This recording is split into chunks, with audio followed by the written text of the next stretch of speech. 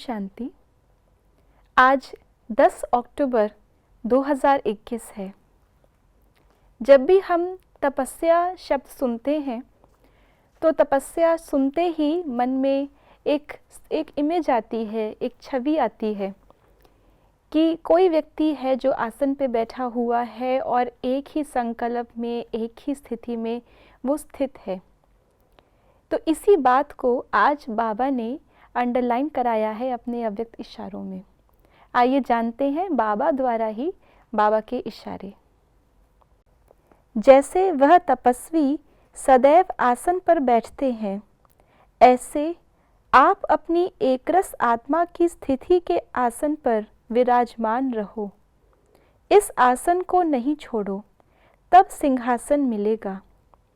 आपकी हर कर्मेंद्रिय से देह अभिमान का त्याग और आत्म अभिमानी की तपस्या प्रत्यक्ष रूप में दिखाई दे। त्याग के बिना तपस्या नहीं, और तपस्या करने के लिए बीच बीच में भी त्याग के मार्ग पर ही हमको अडिग रहना है। जैसे बाबा ने आज बहुत सरल रीति से बताया कि स्थूल रूप से भी जो जिस्मानी तपस्वी हुआ करते थे, जो अल्पकाल की तपस्या करते थे, वो भी अपने आसन पर स्थित होते थे। तो हमारा कोई स्थूल आसन नहीं है, क्योंकि हमारी तपस्या केवल बैठ के बाबा को याद करना नहीं है, लेकिन ये आंतरिक योग अग्नि है जिसमें हमारी एक एक कर्मेंद्री तप रही है, और यही हमारी तपस्या है। अर्थात हमें अपनी सर्व कर्मेंद्रियों को इस योग अग्नि में तपाना है, क्योंकि देवताओं का केवल आत्मा का गायन नहीं है, लेकिन उनकी शरीर की भी पूजा होती है।